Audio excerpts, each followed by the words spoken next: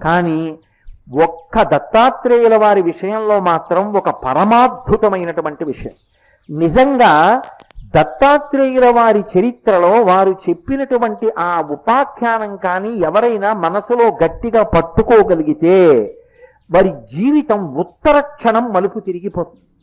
అసలు అంత అద్భుతమైన విషయాన్ని ఒక్క దత్తాత్రేయుల వారి చరిత్రలో తప్ప వేరొక చోట ఆవిష్కరించబడలేదు అని నాకు అనిపిస్తుంది.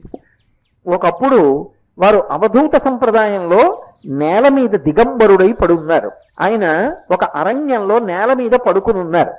అంటే దత్తాత్రేయుల వారిగా ఏదో 3 ముఖాలతోటి 6 చేతులతోటి అలాగని కాదు. ఎందుకంటే అది తత్తత రూపం ఉన్నప్పుడు మాలాం, కుండీం, అలాగే ఆ ధమరుంచ, శూలం, శంఖం, సుదర్శనం, దధానం భక్తవరదం దత్తాత్రేయం నమామ్యహం అంటారు. ఈ